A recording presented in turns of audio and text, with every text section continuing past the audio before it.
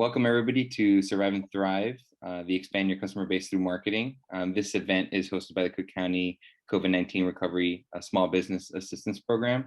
Definitely a mouthful, but we are here to help you. We wanted to start off by really saying Happy Small Business Week. This week it really is dedicated to small businesses, and we would love to salute you and celebrate you all. We actually made some decals that you can see here on the slide.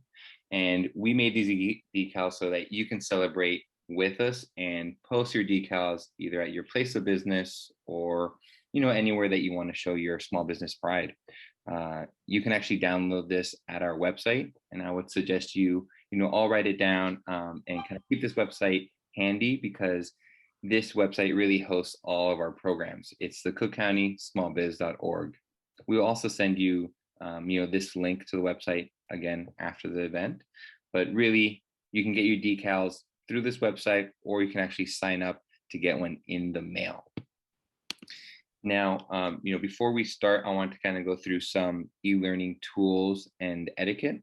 So during this presentation, we will have a Q&A panel right at the end, right?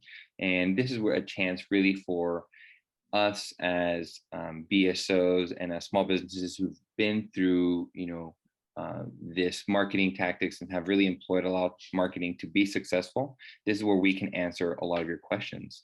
So for this section, if you have any questions, coming along the presentation, please click on that Q&A button that you see kind of circled in red. It would, depending on your screen, it could be on the bottom right-hand side of things. But it's that Q&A section. Open that up and type your questions in whenever you do. And we have a team answering them typed, and we also might have a chance to answer them live as well. So when we start this presentation, we'll go ahead and this first section we'll talk about is the overview of the available resources that we have at the Recovery Small Business Assistance Program.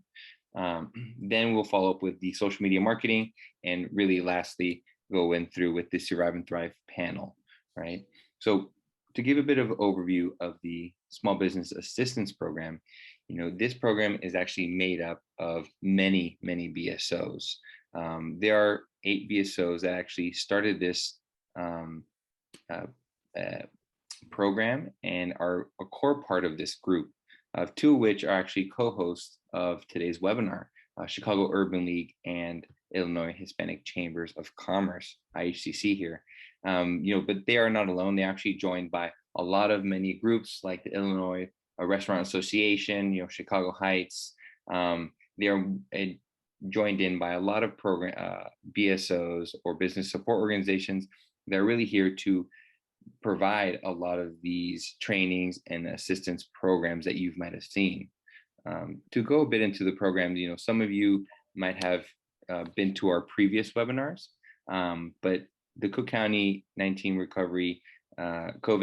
Recovery Small Business Assistance Program really provides business advisory services, some webinars and trainings like you see right now. This is actually not our first webinar, and you might have been to our other previous ones.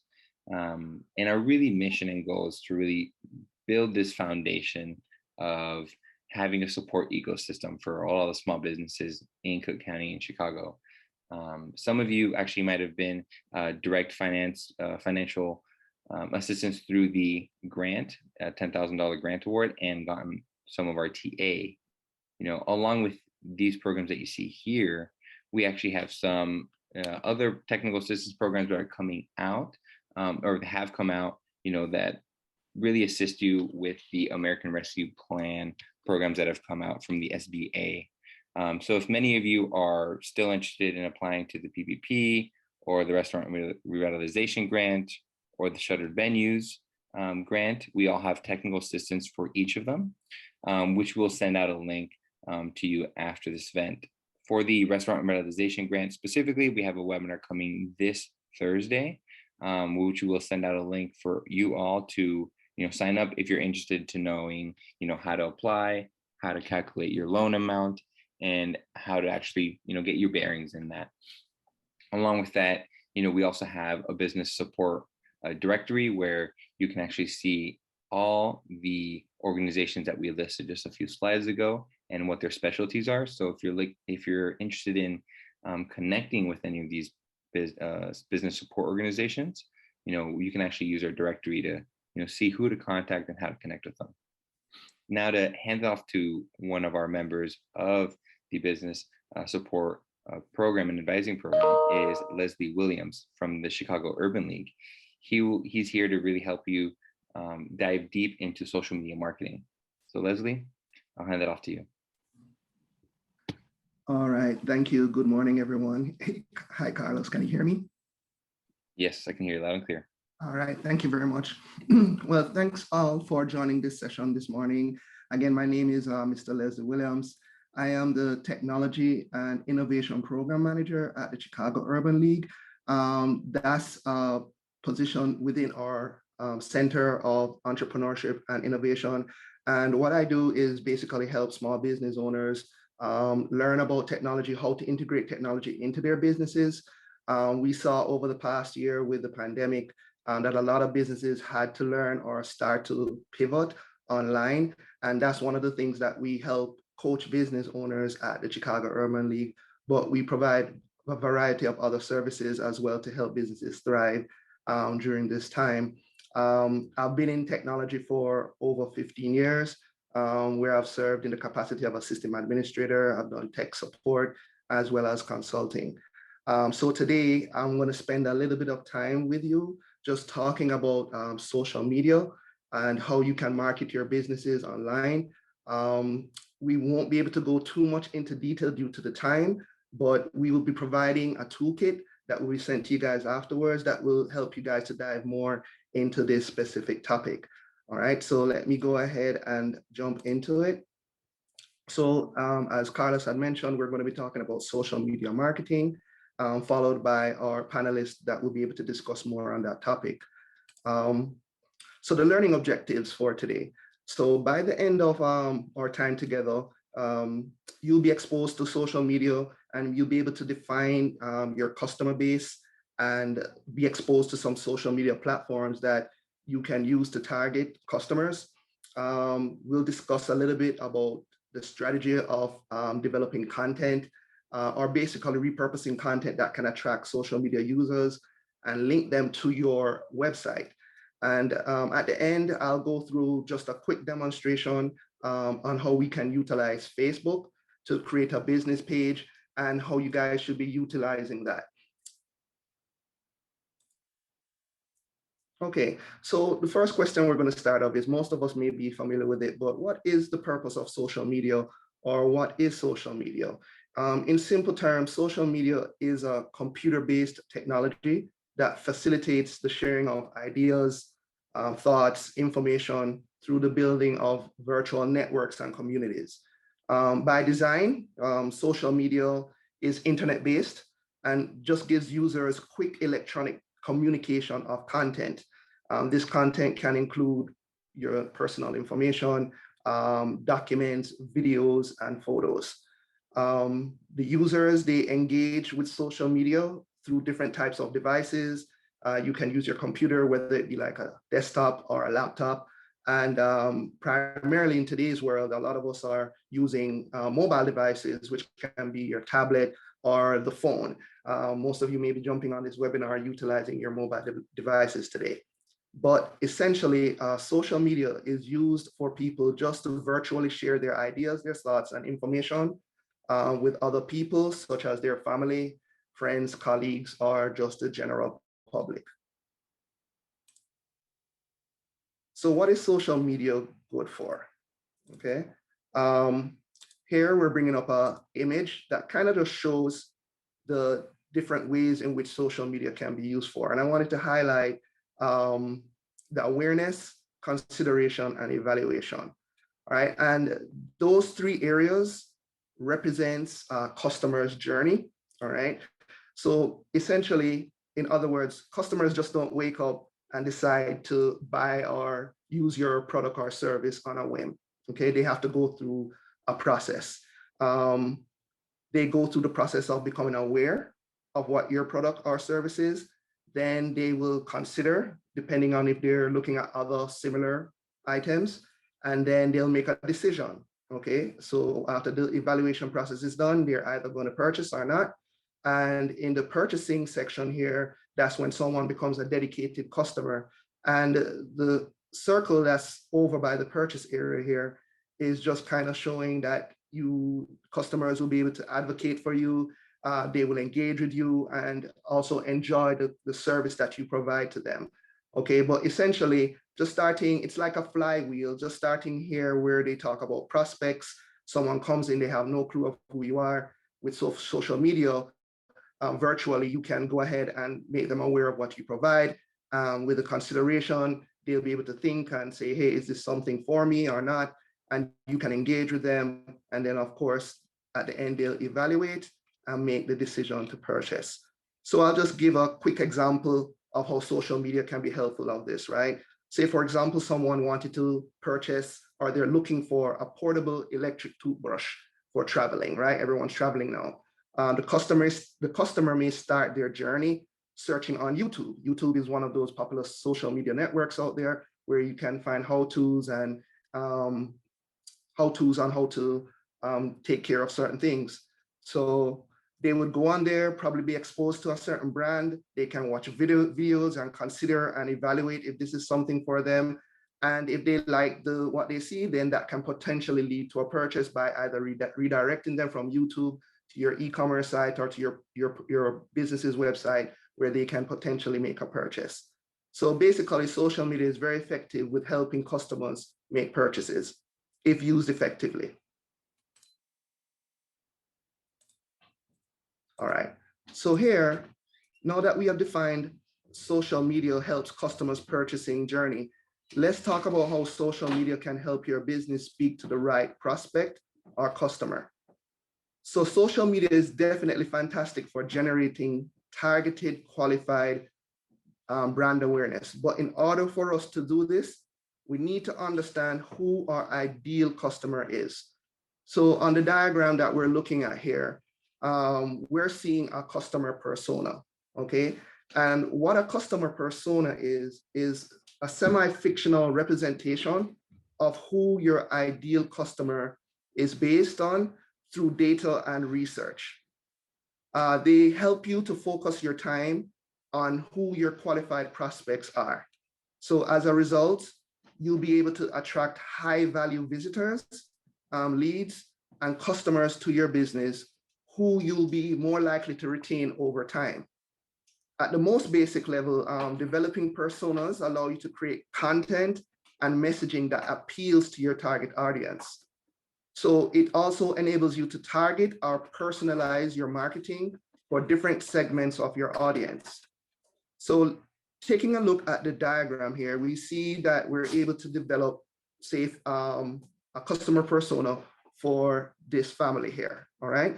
And their name is the Davidsons, and we see that their goal is that they're seeking a reliable, affordable restaurant to eat at once a week that's within walking distance that can accommodate their kids, right? So that kind of gives us a specific nature of what our customers want, probably from our business, all right? And one of the best things or great things about the persona is that we can get granular information that can help us with our marketing. So we see two segments here. It says for targeting ads, like if we want to speak with them, the demographics would tell us that they're married, they have 2 kids. We can see their household income is of $85,000. With both of them combined, there's some high school, some college combined. It says 1 spouse immigrated and 1 spouse is from the New York area. All right, so we kind of have an idea of where they reside, which can definitely help us to speak to these people directly.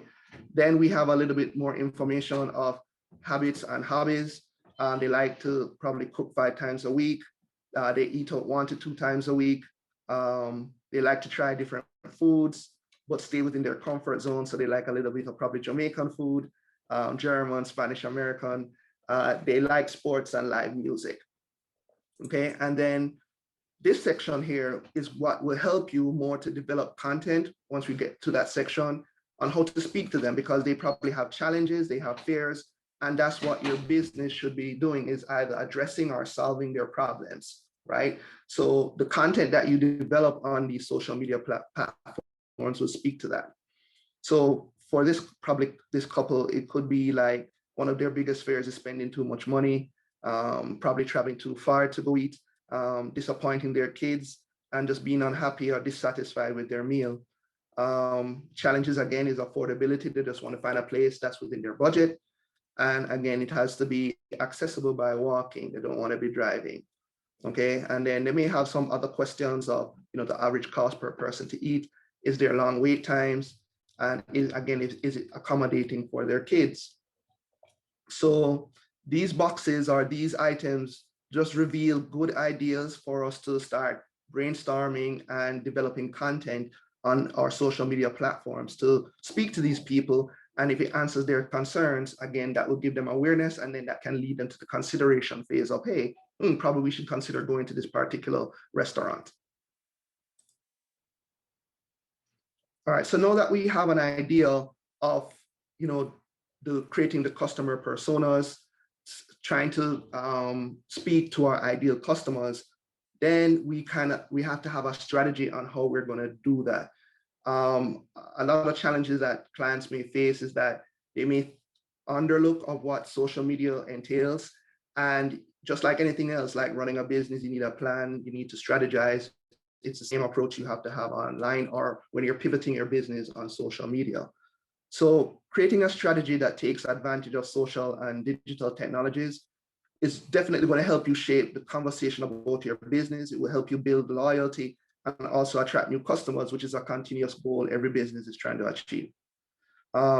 Social media, though, is not replacing like other means of how you're attracting customers. It just augments or supplements it. All right. There are several benefits to having a social media strategy. It will help you do the following. It will expand, again, your marketing efforts. So your content has a chance to be seen by a wide audience and hopefully the right audience or the right customers or prospects, okay? Again, you're building brand awareness, which is just an ongoing goal that most businesses should be undertaking. With social media, you have the ability to bring your brand content directly to your customers, potential partners, and prospects. And now you can be where your audience is already vacating. In a nutshell, social media is just one of the most powerful ways to connect with your audience. Some statistics show that when consumers follow a brand on social, 60% or 67% of consumers are more likely to spend more with that brand. And 78% say that they will visit that brand's physical retail store. Also, this is especially true with millennials. 84% say they were more likely to buy from a brand they follow on social media compared to a brand that they don't follow on social. So again, this is very important for businesses that if you're not present on social media or using it in your business strategy, you definitely have to in this day and age. Social media helps you attract buyers to your products and services. It gives you the ability to have direct conversations or one-to-one conversations virtually with these individuals at the time and placing of their choosing. So with this diagram, if you want to take away with building a strategy for your own business, you have to be able to explain the different channels or identify one channel I would recommend that you want to start, focusing your marketing efforts on.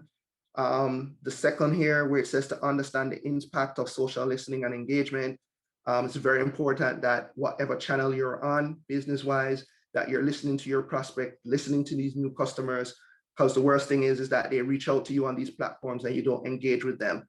And most of these platforms are built on engagement. So that part is very important.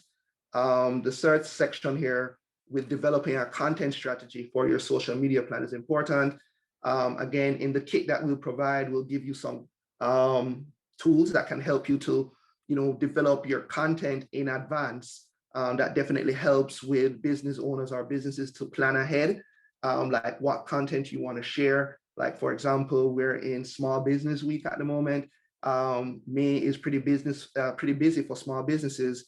So you could develop content around this specific week that you could share with your current customers and that can attract new ones. So that's the way you kind of have to think in advance with developing your content. So you don't wait until last minute and you have things planned ahead. And the last section here is just to integrate social media into your other inbound efforts.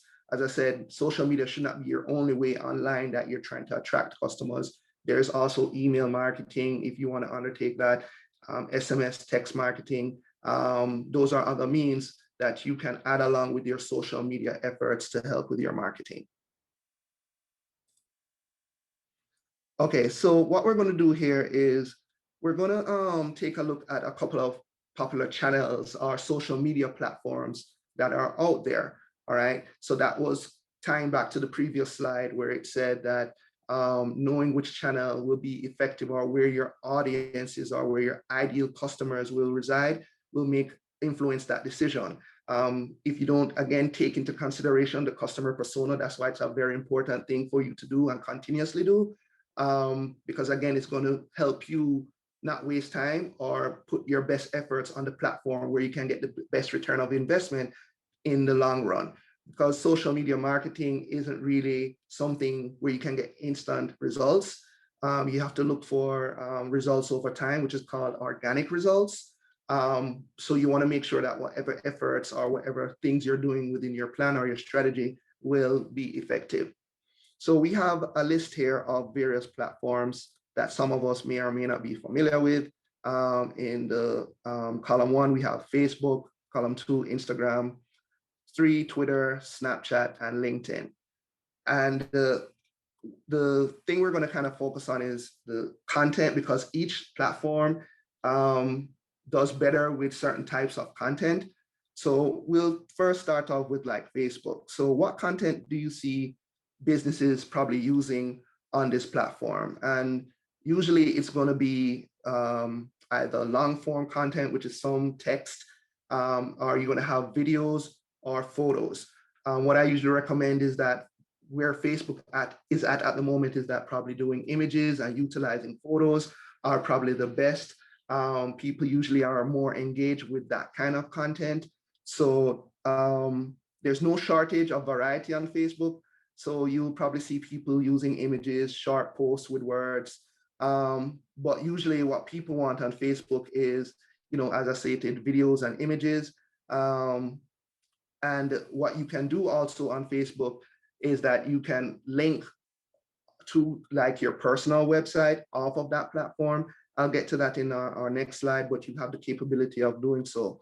So on this platform, we can see with age, usually 88% of the individuals are within the ages of 18 to 29, 84 is 30 to 49, 72 is 50 to 64, and then 62% is people who are 65 plus. 57% of men are on Facebook, 43% women, and then, education-wise, then we have 79% of college, 82 have some college, and 77% is high school. The next one is Instagram. And on Instagram, that's more of images, and they have short videos, which are called like stories. So again, if your business thinking about your business, if you can take like a lot of pictures to highlight probably your products or your services, or you can use like stories to just tell about what happens behind the scenes on a daily basis with your business, that would be a good platform to utilize.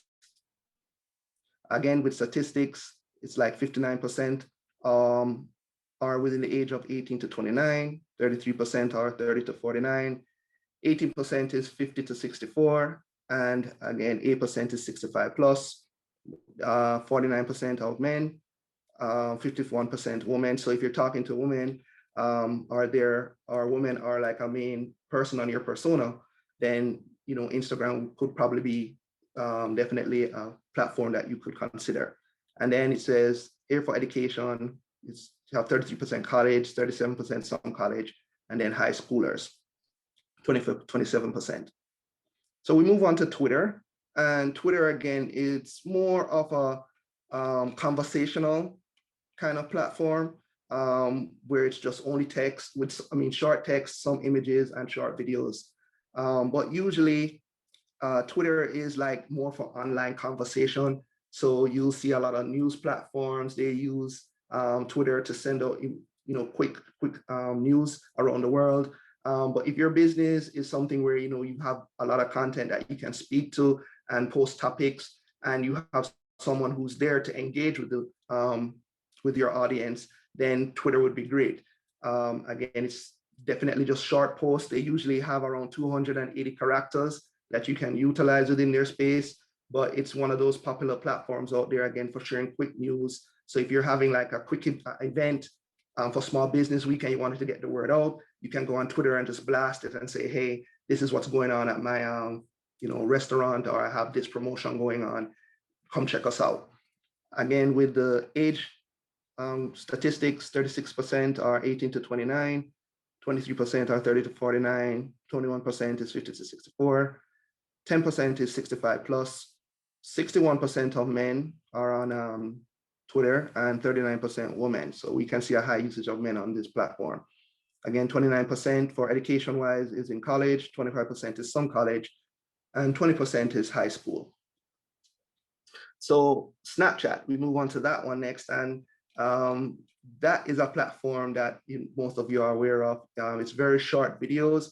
Millennials definitely, are younger people like this platform. All right. But it's more to create vertical videos that encourage them to shoot authentic live videos. So again, it's just people being themselves, sharing what's going on. So this could be another platform that if you wanted to share behind the scenes content of what your business is doing, telling short stories about probably a project you're working on, that definitely is a great platform to consider. Age range, again, 56%, 18 to 29, 13% is 30 to 49, and 9% is 50 plus. So we see this has like a high usage for probably young people. 40% is men on Snapchat, high woman usage, 60% on that platform. Oh, sorry. And then we have education-wise, it's 33% college, 25% some college, and 28% high school. And then lastly, we have LinkedIn. LinkedIn is more of a professional platform where you want to connect business to business. So you have longer form content for business audiences. So here you probably have like white papers, case studies, analysis, things that are more professionally developed. So you may have to take a little bit more time if you're developing content here to speak to that audience, because that's what they're looking for. So it's very much different from the last four that we spoke about.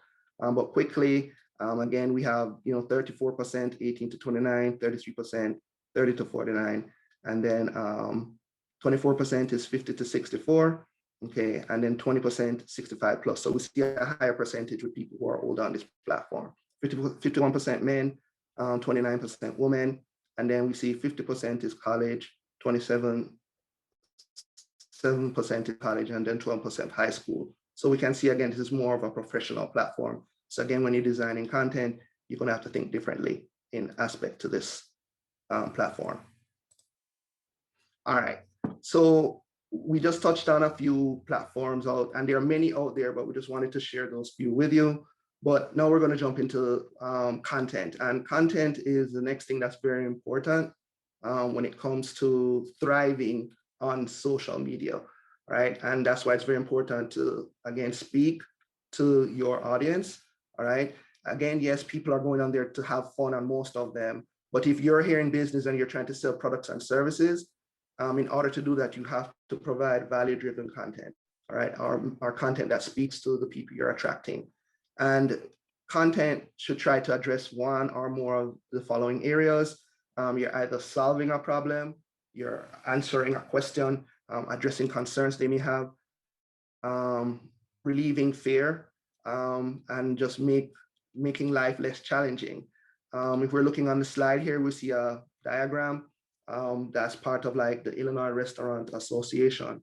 And, right now things are getting a little bit better from the pandemic. Dining options are opening, but we want to make sure that people who are dining feel comfortable or feels, safe. So this diagram here, or this piece of content, is addressing number 4, relieving fear.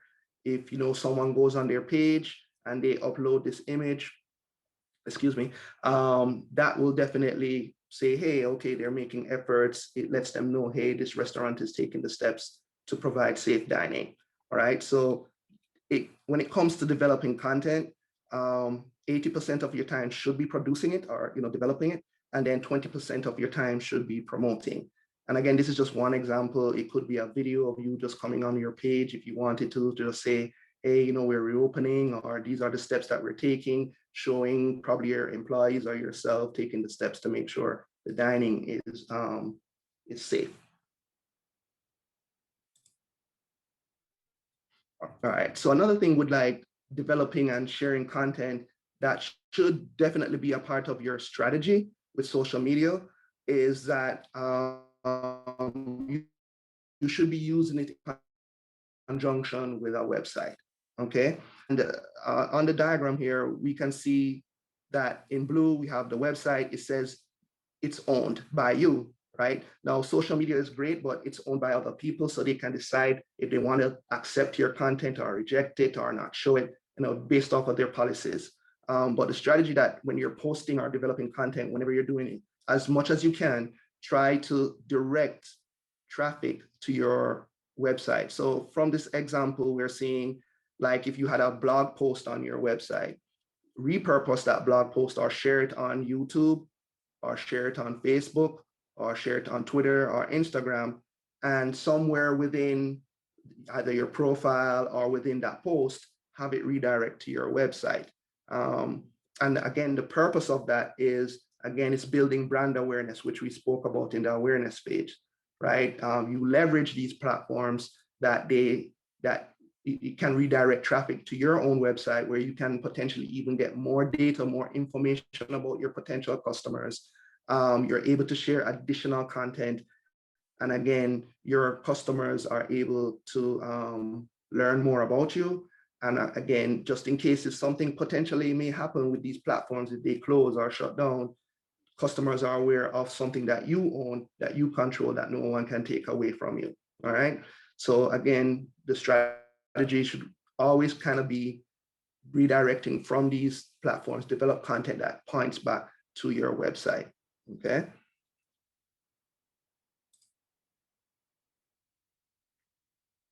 All right, so let's talk a little bit about some social media best practices. I'll just bring them all up here. So the goal is not to get 1 million users, right?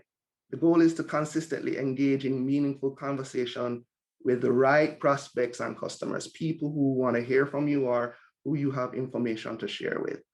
So looking at the first thing here is developing organic posts.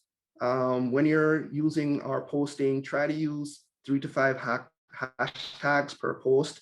And just to talk a little bit about what hashtags are, it's just a phrase or a short string of words followed by the pound sign that allows you to follow certain topics or things that are happening. So for example, we're in the Small Business Week, right? That's probably something being a hashtag being used right now, like hashtag Small Business Week 2021, right? So when you make a post and put it like that, if someone's on this platform following those hashtags, your post may come up. And again, that will expose you to a potential prospect or customer. And then they'll be able to follow your page or follow your site and then hopefully go to your website. So if that's something that you guys can start using probably for this week. If you currently have pages, just use hashtags in celebration of this week. Also the time and day that you post, take that into consideration. Some organizations may tell you there are certain times, like say on a Monday at 9, but it all depends on your audience. So that's something that you have to experiment with over time. And these platforms will provide insights on when you see a majority of your audience is probably engaging with your posts. So that's something that you have to put in your strategy to always watch, is to like always go back and watch how people are interacting with your posts to kind of see when the best time is. And once you determine that, be consistent with it. You should always be trying to grow your followers. Again, find people who share your company's values and interests. Get them to comment, like, and share on your posts. And then also consider like probably adding your friends to your company page or your following. That's probably the best way to start first is with them and ask them to share and et cetera, et cetera. They will probably be able to get people organically start liking your page without doing advertising. And again, communication. If someone comes to your page and asks questions or direct messages you, it's very important that you follow up with them because the worst thing is someone comes to your page and they said, hey, I wanted this information, they didn't get it in a timely manner. Then they'll go and tell other people that, hey, you're not a good business to conduct with. So you don't want any negativity going on out there. So it's very important that if you are on these platforms and people are there answering, you respond to them as quickly as possible. So I'm just going to go through a couple of examples of content that's out there. These are like random, but we just wanted to kind of show you. So for example, we have a company here called Jojo's Shake Bar. They're a restaurant located here in Chicago. This is a post where they were celebrating their second anniversary or their second birthday. If we look on the picture, it looks like people having fun, right? And that's also a part of their strategy. You want to use images, content that attracts, right? So someone may see this on Instagram and say, oh, wow, what's going on? And that would instantly have them pause and take a look. Then in their messaging, they're saying, hey, they serve milkshakes, right? And they just served over 2 years, 200,000, right? And they wanted to thank and appreciate their customers and celebrate with them or celebrate them and thank them. So milestones are pretty much important. That's one strategy that you can definitely use in your marketing effort, is that if you have certain milestones or there's certain things going on, definitely celebrate that and include your customers, appreciate them again. So that definitely will also be a good way to build brand loyalty and again, building awareness, because if someone saw this, they'd be like, oh, wow, they're taking the time out to show appreciation to the people who, helped them with their business. All right, so think along those lines. A next example here is, this is a company that just wanted to promote an event. Okay, so they were encouraging people here to, as you can see in the image, it says they have a class, the date, the time. And here it says, it tells their followers to click in the link if they wanted more information, but it gave the time, the date, and this directed them to an events page. So this goes back again, like if you have an events page on your website, or people can go to your website directly to book with you. Using these platforms allows you to share that information, again, with a nice image, all right, and then direct you to your own page. And then last, we have just general purpose. So this is a company called Buzzfeed, all right, and in this, this post here on their page, they're not really talking about their company specifically. They're just showing 3 images here, a razor, someone on a beach, and some coffee, right? But they wanted them to, whoever's reading this, they're saying, product that brings so much joy to our shopping team, we just wanted to tell you about them. So this is informational as well, not about them in specific, but it drives traffic to their website where someone could probably read about these 10 products. And then if there was other stuff on their website, they could look on BuzzFeed and learn more. So again, it's all about driving traffic or redirecting traffic from these platforms to your own website where people can learn more or potentially purchase something additional, right? So that's something that you should always implement in your strategy. So this is like a peak, this would be like a peak content where it's like, I want to learn more about this. So someone who's interested will say, okay, let me click on it and go learn more. So these are just different ways in which you guys can think about content, strategizing what you want to do in advance, or what results you're looking for. It could be, hey, the goal is I want to bring people to my website, develop more content like this with links to your website, if that's your goal. But everything should always come back, developing content should always come back to some bigger goal that you're trying to achieve. Like, as I said, if it's getting your website, coming to an event, or making some type of purchase. All right. So when it comes to developing content, the one key thing that I always refer or recommend to individuals is that you got to be consistent. Businesses, yes, they want to jump on social media, they want to do well, but you have to be consistent with your value-driven content. And what I just wanted to touch on here a little bit is some social media management tools that can allow you to do that. We're all busy.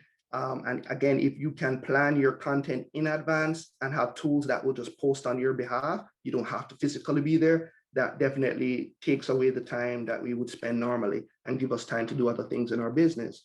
So here are three social media management tools that you guys can take a look at. Again, this will be mentioned in our kit, but we just wanted to highlight it here. You have Buffer. If you go to buffer.com, you have Hootsuite, hootsuite.com, and Sprout Social, sproutsocial.com. And just to highlight some of the benefits between them, with Buffer, they give you up to 3 social accounts. So it could be if you had 3 accounts on, like 1 account on LinkedIn, 1 on Facebook, 1 on Twitter, they give you the ability to connect in one place where you can make posts. The free accounts are limited. You can only do like 10 posts per month. But again, if it's just to start off and test things out, for free, that's very valuable. Again, some of the unique things that you can do is schedule posts. You can get analytics again to learn how your posts are doing, and you can create images if needed.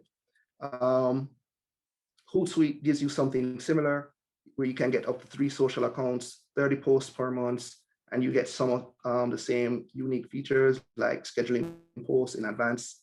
Sprout Social, they're pretty good too, but you got to pay $99 a month. So it's worth looking into as well, just to compare between the 3. But one of the powerful things about them is giving you the ability to schedule your posts in advance. Again, with the toolkit, as I mentioned, if you develop a social media calendar, where say, for example, we're in May, June is coming up, you can go to your social media calendar and say, hey, I'm on Facebook, and you can say on certain days, I want to post this.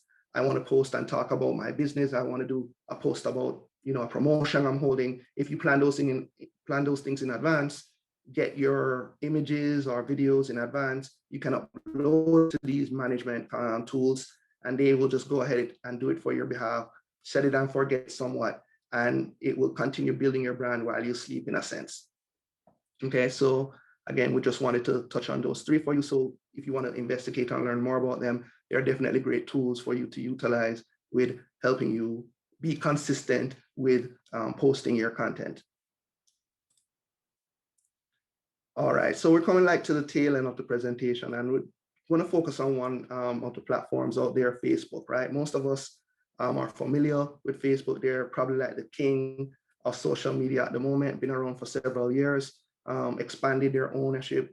They have Facebook, Instagram is owned by Facebook, and they also recently acquired WhatsApp, which is kind of like a text mobile device platform. So with Facebook, if you're creating or representing your business, most of the time you're going to be using a business page. So we just kind of wanted to highlight and showcase that for those of you who may not have a business page at this time. Okay, and here are some key points of utilizing a Facebook page. Most of us have a personal profile, but there are limitations to it, and Facebook wants you to use your personal profile for personal stuff, right? You can talk a little bit about your business, but if you want to do more serious things, they want you to create a Facebook page. So again, looking at the points, Facebook requires businesses to use a business page. Personal pages, they usually have like a limit of 5,000 friends, while businesses pages are unlimited, right? So if you have a brand which you have tons of followers, more than 5,000, if you only had your friend page, it would be cut off or limited to that. But on a business page, you can have thousands, even hundreds of people following you. One of the key things with a business page is that you have access to analytics, which can give you more understanding. And that's very important as you grow your business organically. It provides, again, information on how well your posts are people engaging, are people liking it? Although those may be like vanity metrics, again, Facebook provides more reach for your pages to other people based off of those things, your engagement, how people are interacting with your brand online. Again, with pages, you have the ability to categorize companies for search. You can put your mission statement. You can share a little bit about your products, things that you've been awarded. And also customers can come on there and say, hey, they enjoy your service or not. So they're able to leave reviews. And then another important reason for Facebook pages is that from your page, you can start to dabble a little bit with Facebook ads. Advertisements is the way in which they thrive. So their platform really goes into allowing businesses to utilize ads to get exposure and build awareness. And they do that through business pages. So that's another reason why it's important to have that. All right, so to wrap it up, what I'm going to quickly do is go back to our persona, and I'm going to try and show you how quickly you can create a Facebook page, right? So today, if you guys don't have a Facebook page, or if you're not on Facebook, go create an account, a personal account, and create a page for yourself, all right? So again, going back to the Davidsons, they wanted to find a restaurant, right? That's affordable and nearby. And I'm gonna create a page that probably can facilitate that. If I'm a business owner, right, who says I'm looking for someone, I can go ahead and just quickly create a page that can speak to that, okay? So let me go ahead and pull up my page here.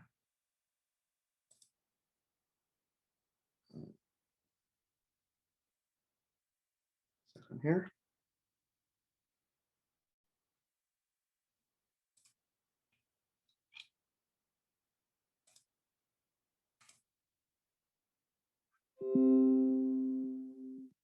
Okay, so I hope you guys are seeing my screen now. So I'm on Facebook, right? And this is someone's personal page.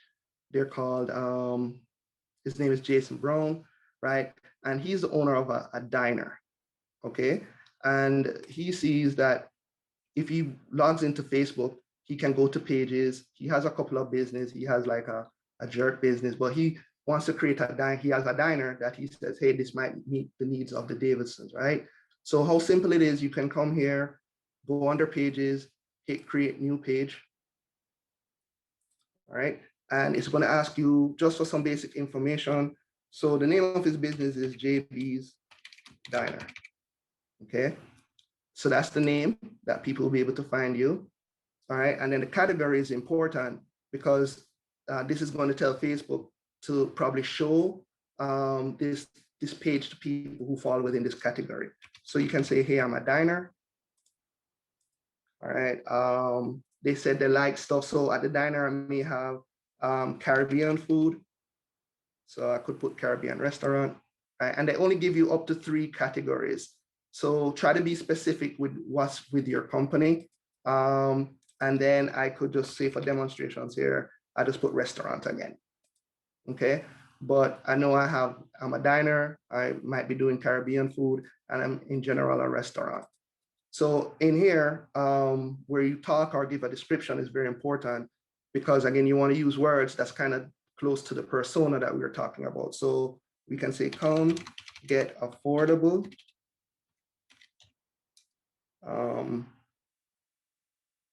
food. This is just for example purpose. We know they're looking for affordable food at our say Addison location. We have live music every Friday. So remember that was one thing, and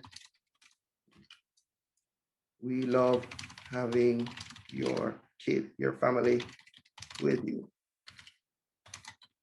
And that's just quick because again, it's affordable. You want to use that word. Probably again, it's in the Addison location. They have live music every Friday. And again, they were looking places to carry their kids, right? So that's something you have to keep in mind when you're creating like these pages on your platforms, is to use words that speak to your audience. quickly here, let me see if I can add a few images. Okay, so I wanted to use this for my profile pic. Let's see if it comes up.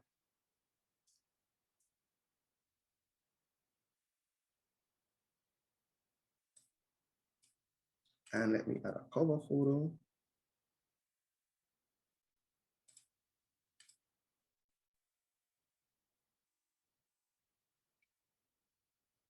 Okay, so again, looking to the right, we see how your page is going to look in the preview mode.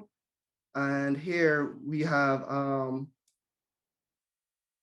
the profile pics for JB's Diner. And then we have like a cover photo, which shows like it's open. If you're like saying here, we're reopening. And this is how it looks on a desktop view. And here is how it would look if someone looked on their mobile phone. So if we went and hit save, I like it, then it's going to come here.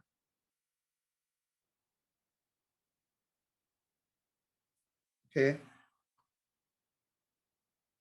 And here we can see we quickly created a page that we could start, posting content on, that we could start sharing with friends and family if we wanted people to start engaging with it. They go through certain steps here to help you set up your page for success. But I just wanted to highlight one area here. If you had your website, so on this section, the About section is very important. You can come, put your location, because when people come to your page, they want to know, okay, where are you located? Everyone should have a website, so you should have a website that they could come here and direct to your personal website where they can learn more information, enter your phone number, right? That's also another way they could come to your Facebook page and get your number to call you directly. If you have business hours, let them know your business hours there. If you have a personal email, make sure to enter that information there as well. So in order to do that, you can just always come. This is your description, as I stated, where they can get more details on you. So those are areas that you would need to edit. And as I stated in our kit, we'll go a bit more into that because we're running low on time. But I just wanted to kind of show how you can easily create this on your own page. And let me go ahead and see if I can make a post. So here is where I can create a post. All right, so let's see if we can just quickly do that. I have a video or a photo. And let's just say for starting off, I have a buy one, get one free at my diner. So we can see that she's holding 2 shakes. So I could come here and say, hey, we are opening this week. And for Small Business Week, we have buy one, get one free shakes. Come and bring the family. Oops. And we post. And again, from this, here, it will come up on your page. All right. And then Facebook would do its thing to probably go and show this to people from what you had put in your descriptions in the categories, right? Or you can boost the post, which is kind of like advertisement. And right now we see it hasn't reached people, which is the amount of people who have seen it or engaged with it. It's just a fresh post. But as I stated, we won't be able to go into ads, but boosting your post is, okay, suppose I wanted to start sharing this, that we're having buy one, get one free shakes this week with Facebook. You could go in and based off of your customer persona that we had developed, you could set up a highly targeted ad that speaks to those people directly, locally within your area. And, potentially you may be able to get people to come on out to your store or not. All right. So I just wanted to kind of highlight that here. Let me go back to our presentation.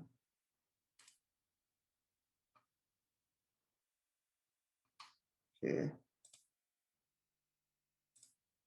All right, so that concludes the demo and our presentation. I hope you guys were able to get some aha moments. If you want to continue linking and working with this initiative or what we're doing here, here are our profiles. Our website again is cookcountysmallbusiness.org. You can connect on our Facebook page at the Cook County COVID-19 Recovery Small Business Assistance. We have our Instagram page where you can find us at your_turn_cook_county. And then just search for us on LinkedIn with the Cook County COVID-19 Recovery Small Business Assistance, and you'll be able to connect with us here. As I had mentioned, after the webinar, at some point you will receive access to some tools and resources that can expound more on what I spoke upon today. So hopefully that will be helpful for you. And again, just thank you so much for joining us. And we're going to be moving on to the next section, which is the Survive and Thrive panel, where you'll be able to hear more about social media marketing. And they will have great information on how they've used social media platforms to develop their business. All right, so let me go here. I'm going to pass it over to Miss Ileana Tostado. She's going to be emceeing this panel discussion. And thank you again for joining this presentation. And now I'll pass it over to Ileana. Thank you, Leslie. Good morning, everyone. It's really exciting to be here amongst this panel. We have an incredible mix of small businesses and marketing experts that worked through the pandemic to turn things around. Tamika, who owner of Sassy Thrifters, who developed a community and now has over 36,000 Facebook followers. Fernando, owner of Launch 35, turned things around by rebranding his company. And our marketing expert, Ana Paola, who has helped many businesses expand. My name is Ileana Tostado. I'm currently a business advisor for the Illinois Hispanic Chamber of Commerce, working with the Cook County Recovery Program. I'm the founder of Accent Marketing, an advertising and marketing company that specialized in helping companies market to the Hispanic community. I started the company over 23 years ago, and our focus has always been on understanding our clients' products and the specific demographic groups within the Hispanic market that they wanted to reach. So as Leslie said in his presentation, you have to know your customers in order to speak to them in a way that moves them to buy your product or service. One of our first customers was Topo Chico mineral water. Topo Chico is from a spring in the northern part of Mexico. We started working with them when people weren't familiar with the brand, and we started getting information by sampling in grocery stores and festivals and getting to know who their customers were. So by that, we got to know that they were first generation Mexicans, blue collar workers, and we began advertising on radio. It later became social media, and our personas changed. So 2 years ago, Coke bought the brand. And although Coke is a major corporation, it's important for them to be constantly watching trends and seeing what their customers are doing. So our panelists of social media experts and small business leaders are here today to give you an understanding of how they help themselves and their clients move through this challenging time by utilizing the power of technology and marketing to reach their customers. I'm excited to present to you our panelists. Ana, can you please start and introduce yourself? Hi, everyone. This is Anna. Can you hear me and see me, Ileana? Yes, we can. Hi, Anna. Perfect. Hi, everyone. Thank you so much for being here. My name is Anna, as Ileana introduced me. For the past 7 years, I've been helping small businesses achieve success. If you think about imitating what the large companies and the Fortune 500 companies are doing to reach their market. So basically my expertise has always been in marketing, but in a very unique niche, which is the multicultural audiences, which differentiates the general market industry. I basically, all my experience has evolved with social media, as we all see. I don't have as much as experience as Leslie does, but definitely I've learned a lot, and I'm excited to share with you what I know can help you today to achieve more sales, more very unique and punctual KPIs. And I look forward to address some of the questions that I see on the chat. Thank you, Ana. Tamika, can you introduce yourself? Good morning, everyone. Thanks for tuning in. I am Tamika Thompson. I am the founder of Sassy Thrifters, which is a community-based organization. I started the group about almost 6 years ago. Initially, the group was created as a way to honor my mom, the late great my mom, who's been deceased now for about 15 years. So yeah, the page was originally created to honor her love for thrifting, her love for bargain shopping. And so it was one of those situations where I put a post out on my personal page asking, it was just a general question, just asking people, what did they think about me, showing them thrift stores where I thrift, where my mom thrift. And the response was overwhelming. And at that time, I didn't know how to create a Facebook page, because at that time, my husband at the time is who created my personal page. When Sassy Thrifters was created, of course, I reached out to this other young lady. I was like, I need your help to create this group page where we can talk, us thrifters can talk and communicate. I met up with her. We created the business page. The word got out. It really happened organically. And in a year, less than a year, we grew like 10,000 followers. And since then, we've expanded. We have a total of about 8 or 9 other group pages. So yeah, it's a community of thrifters, but we're also huge supporters of Black businesses. We pride ourselves on creating opportunities and linking people to resources. And so here we are. And thank you guys for having me. Thank you, Tamika. Fernando? Good morning, everyone. Thank you, Leslie, for that very good presentation, and for the whole IHCC team for putting this together. Really appreciate it. About 10 years ago, I tried starting a business doing basketball tournaments, and a big part of it was the website.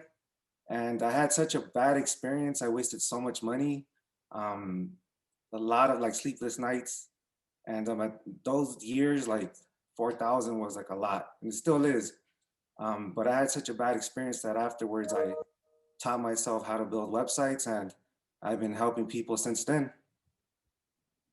Good stuff. Thank you, Fernando. It's great to have the three of you here. Tamika, let's kick off this panel with a question for you.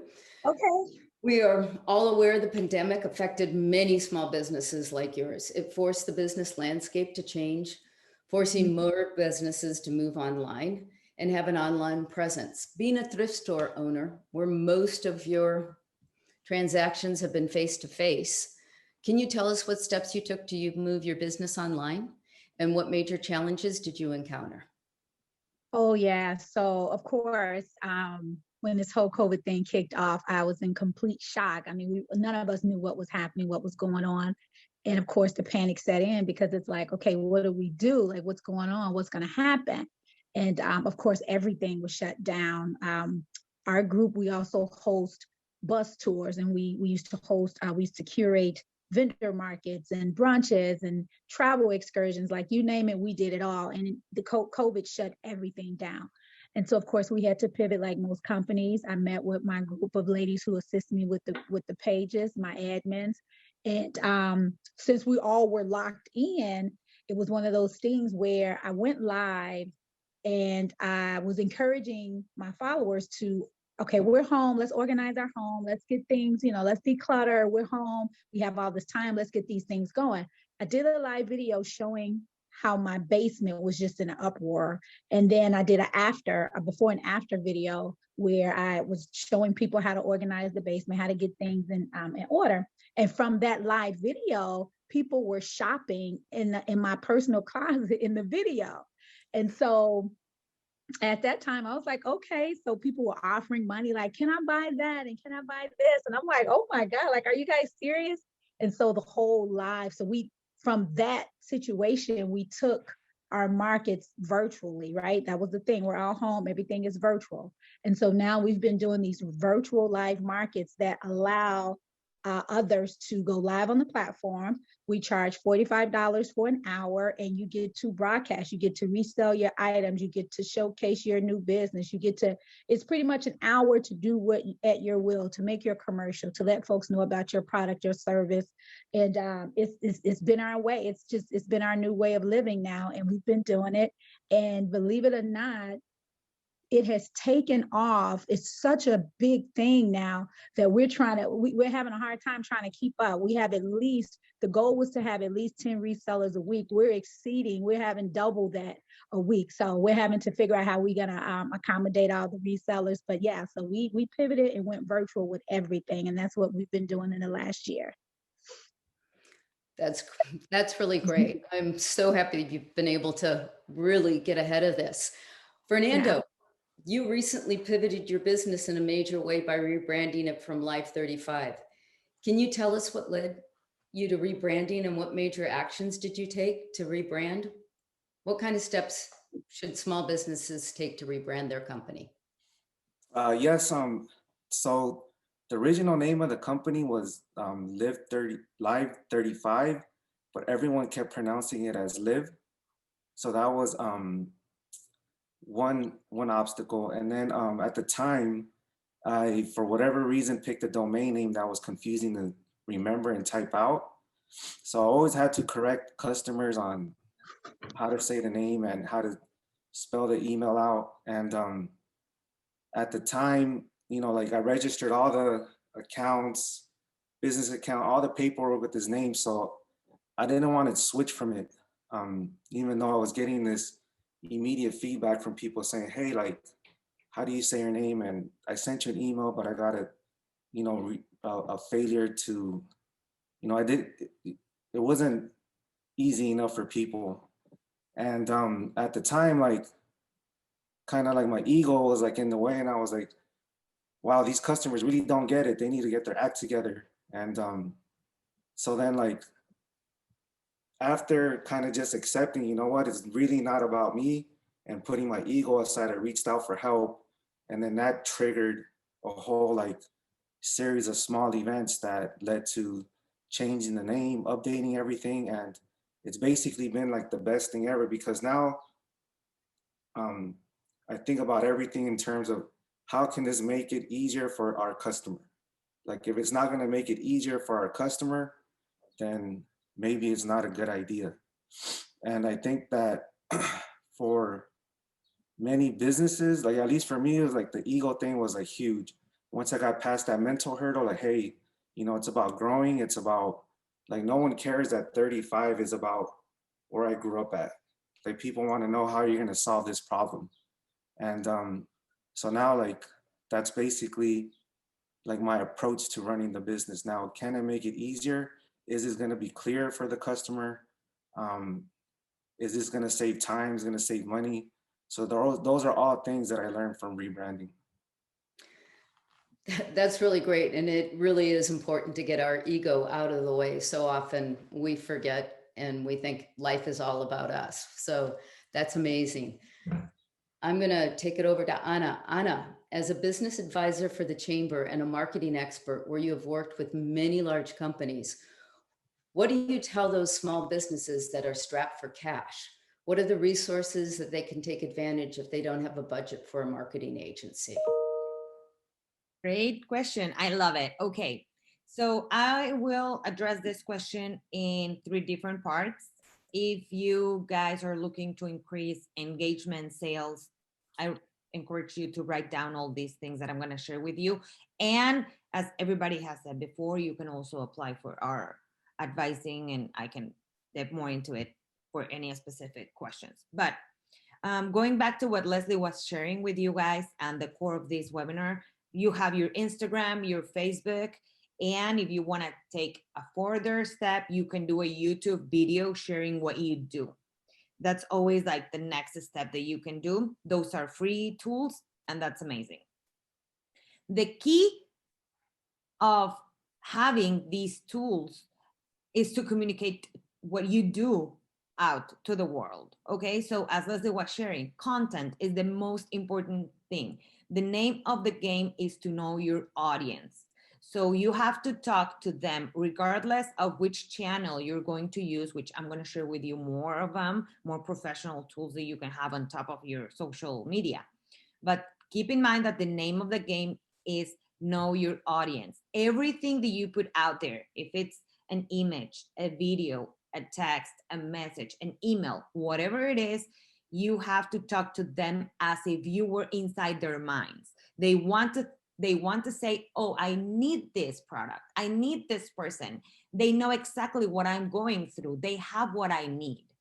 So as Leslie was sharing, to build your persona, it's, you have to do your homework. You have to sit down. If you have a niche, go in depth to know what that niche has in their mind. If you don't have a niche yet, it doesn't matter if you sell burgers. Everyone wants a burger, right? But the customer for a burger has something in their mind. So you have to talk to them as if you are living inside their minds. Moving forward, I encourage you to open a website. If you don't have a website yet, don't panic. There's always a good time to start. If you're selling something, the best website, which is user-friendly and not as expensive, and you don't need a professional to build it, you can do it yourself, is Shopify. They have great customer service. If you literally don't understand anything, you can call them and they guide you based on your needs. The other one, if you want more content or information, is Wix. So both of them are very affordable and user-friendly. Once you have your website, you can start doing design. What the most popular, I'm sure you've heard of this because it's very popular right now, this website or this platform is called Canva. They charge like $12 a month, and they give you templates for everything, for websites, presentations, posts, videos, everything. They also have a free version. So if you were thinking, oh, okay, I'm going to build my website, but at the end of the story, I will need a designer. No, you don't. You can use Canva. Then for video production, I strongly recommend you guys use your phone. Everybody has a phone right now, and our phone is like a computer. So just start getting familiar with it and start recording yourself or your customers, testimonials, everything, and put content out there with videos. People don't read as much anymore, so videos work amazing. And lastly, for email marketing, you can use MailChimp. MailChimp is one of the most popular. It's very affordable as well. They have a free version. And you can start collecting emails with your neighbors, and everything you do, as Leslie was sharing, a video, a blog, everything, just be constant and put it everywhere.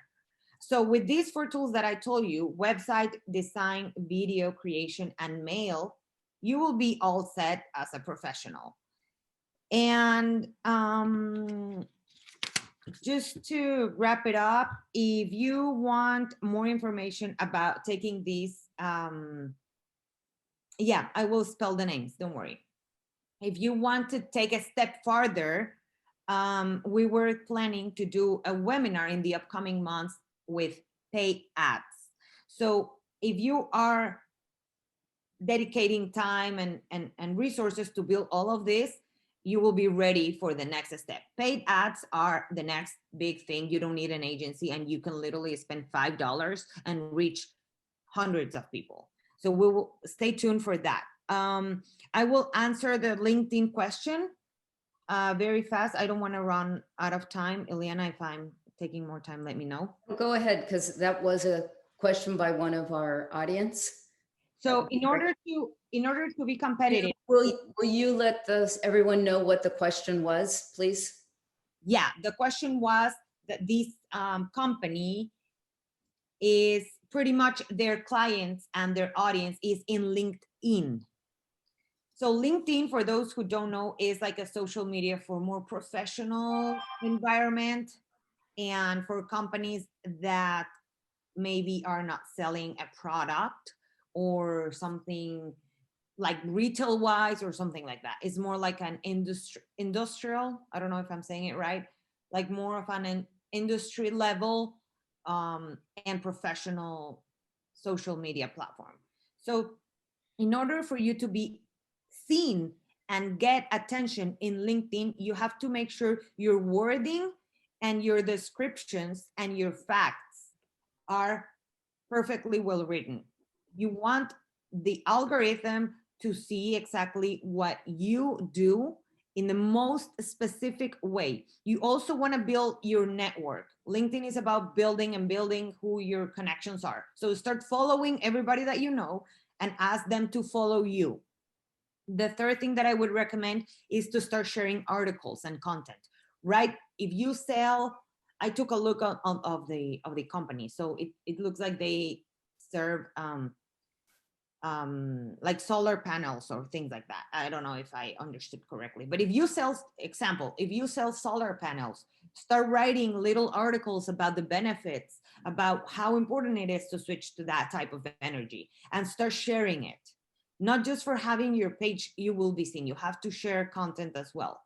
And interactions. If you want people to like your content, like theirs. If you want people to share your content, share theirs. Same for every social media. If you want to grow your social media, go and like and share and promote your competitors. That will keep you in the loop. And I will spell, oh, you know what? I will spell this, but I will write it in the chat. The 4 companies that I suggested. For website, the first one is Wix, W-I-X. The second one is Shopify, S-H-O-P-P-I-F-Y. For design, you have Canva, C-A-N-V as in Victor, A. For video, use your phone. And for email marketing, it's MailChimp, M-A-I-L-C-H-I-M-P. I will write them on the chat, and please feel free to let us know if you need more information. Great. Thank you so much, Ana Paola. That was a lot of information. I hope everybody got that information down. We have another question from the chat, and I think you sort of answered it, Ana Paola, but if anybody else wants to help answer this, if you're building out a brand new social media page, what would you suggest is the best way to do it organically? Do you want me to answer that question? If you'd like to answer it, that would be great, Ana. Amazing. Yeah, I saw that question. And that's why I started sharing that you want to follow. It's odd. It sounds odd, but if you are selling makeup, do your research and do 2 things. First, do your research and see who is your competitor location-wise. If you're selling national, go for the national accounts. If you're local, go for the local accounts. And pick 10 of your most close competitors and start liking and sharing their content. So their followers will look at you as you are interacting with them, and you will be in the loop, and somebody will put an eye on your on your profile also. Another thing to do is also do your research on which hashtags are trendy. It's not the same to do the hashtag makeup artist than hashtag I sell makeup, right? So go to your competitors or go online and just Google which are the most trendy or the most popular hashtags for selling makeup today, and start using those when you post. That will keep you in the loop of people who are researching and browsing that kind of information. That is a great way to grow organically. Also, you can do giveaways, inviting people. Like if you have 100 followers and you tell them, I'm gonna give for free something, but tell 5 friends to follow me. So then if 50% of them do that, you will end up having 250 followers after your giveaway. So just, and one advice that I would give you that I've done personally is just be yourself and don't overthink it. If you want to say something, it doesn't matter if you are a persona or you are a business, just put it out there. The more you do, the more you speak out loud of what you do, who you are, what you bring to the table, the more people will be looking at you and want to work with you or buy your products. So don't stress out. This has to be fun. You have to think that you have something valuable to share with the world and just put it out there. The only judge out there is yourself. So don't be hard on yourself and do whatever you can every day and feel successful, and you will be successful. I totally agree with what you said, Anna. And just to piggyback off the free giveaways, people who doesn't love a free giveaway, right? And so on my page, I do a lot of giveaways. I try to do a giveaway at least once a month, but when I do it, it's for an entire day. Also, join other groups, join other Facebook groups, and comment, engage with other people on other groups. That's a great way to get your group out there organically. Also, when you're out and about, I am a very social person. So when I'm out and about, I'm always talking about, my group. So every person you come in contact with, it's an opportunity for you to tell them, share what it is that you're doing with that person, and things get out and they'll spread the word of mouth. So yeah, definitely engage with people when you're out and about. Join other organizations and groups on social media, Facebook, comment, chime in, introduce yourself on other organizations.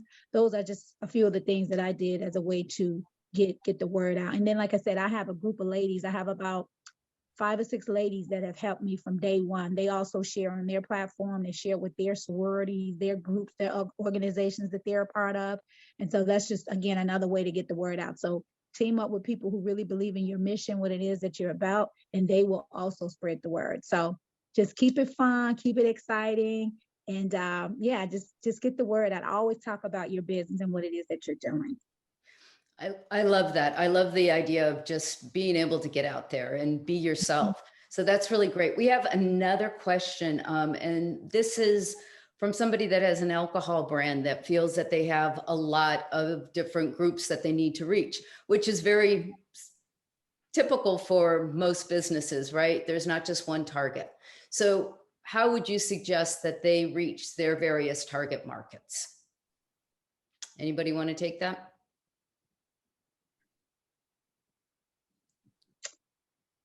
I would give it to Fernando.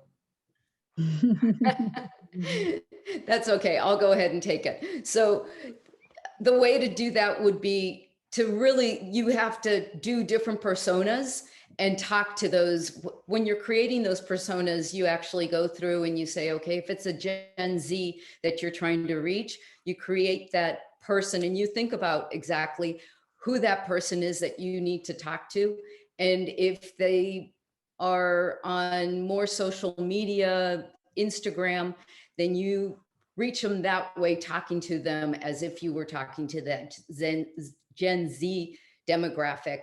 And then if it's a older adult, you can do another post that talks to that older adult. So you treat them separately, but with the same sort of message. So if it is that you're, about your product.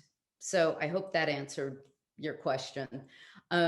So let me throw out another question for Tamika based on your amazing story and how you grew your online presence to over 36,000 followers, which is incredible. So what are daily practices that you do to keep your engagement up and keep your customers coming back? Daily practices. For me, you don't want to get into a habit of just selling things to people, right? You don't want people to feel like all you're about is trying to get their money. You really want people to feel like they're a part of your community. So what you want to do is talk to them. With my organization, with my group, every day I make it my business to get out there and say something. I switch it up. I may post a funny meme, just to show my humorous side. One day I may post something inspirational. One day I may, we may talk about what's going on in the world.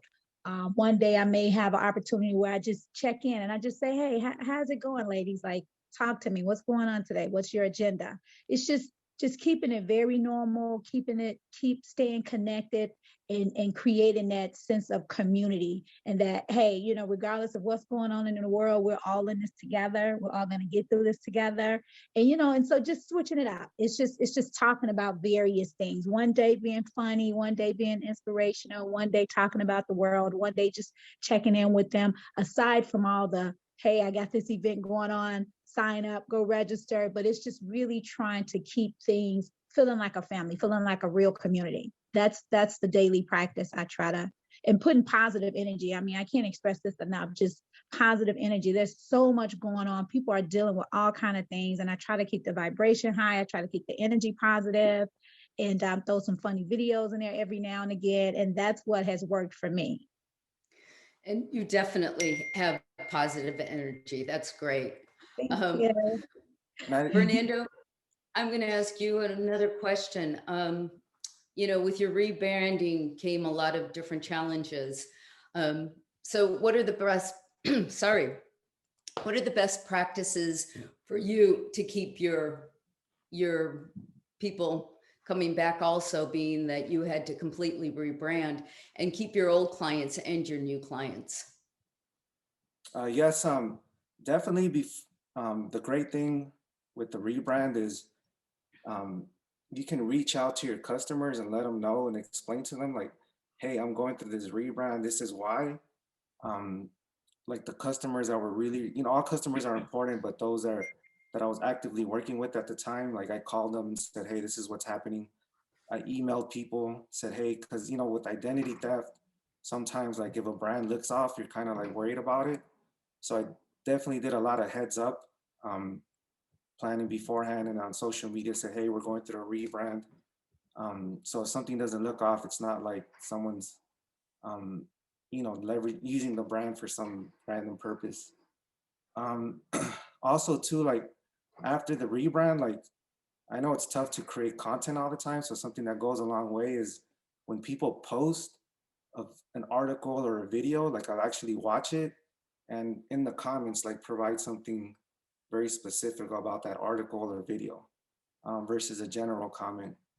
Usually that opens up a conversation that can either go still in the comments or through direct message. So that has been like on a day-to-day practical thing that I do. And it works really well because it shows that you actually, went through the content versus just liking or commenting something very general that, hey, did they really read or did they really see the video? So the more specific in the comments, like the better. That's great.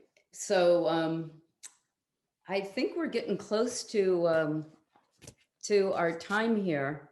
If there's anybody else that has any questions.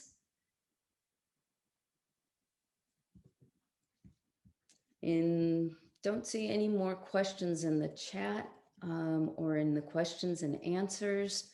Let me check one more time. Sorry, guys. And Ileana, hello everybody, this is just Carlos.